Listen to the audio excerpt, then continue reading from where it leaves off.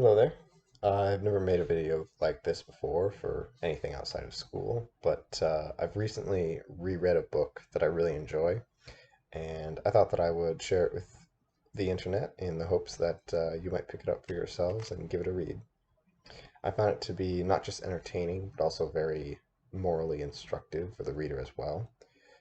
This instruction can be applied for anyone, but it feels particularly suited for young men, and I believe that nowadays such instruction is more important than ever.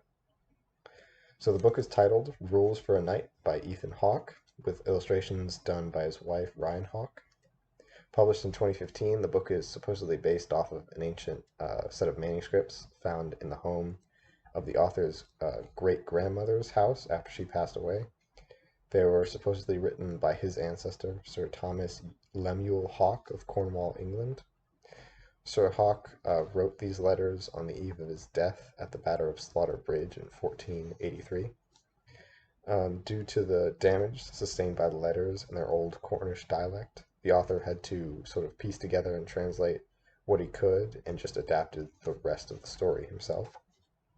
So the letters were written to Sir Hawke's family in the event of his death, and they detail his life living with his grandfather, whom he served as a squire, and then later with as a knight of the Order of Lanhydrock. His grandfather developed his list of rules that a knight should live by, and these are the rules that Sir Lemuel Hawke sort of adopted. So here's a picture of the cover of the book and then the author on the right. So as a young man, Thomas Lemuel Hawke was very rowdy and undisciplined. Both his parents had died when he was quite young, and he used that as an excuse to not behave well for the large part of his early life. Finally, he went to his grandfather, who was well regarded as an upstanding member of the community. He begged his grandfather to tell him how to live, to answer him as to why he both did good and bad, why he was so inconsistent, and how to improve. The wise old man agrees and takes the confused Thomas as his squire, despite his already being 17 years old, which is quite old for a squire to start. So with that, the grandfather began teaching his son the rules. So the rest of the book follows the same format. Each chapter begins by stating a rule and has some accompanying explanation or reasons as to why it's important to value that as a virtue. Then a short story from Sir Thomas Hawke's life helps to illustrate the point. There are 20 rules in all.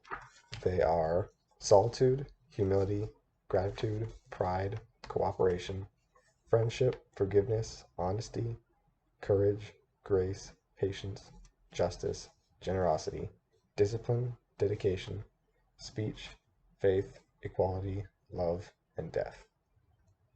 So all in all, this book is a really engaging read. Once I started it, I had a lot of trouble putting it down. That's how fresh it is to kind of read a book that has very concrete and relatable and valuable moral lessons that it wants to teach. It's trying to teach us something valuable, how to live justly and honestly, both with ourselves and with our fellow man, how to do good and how to make the world a better place.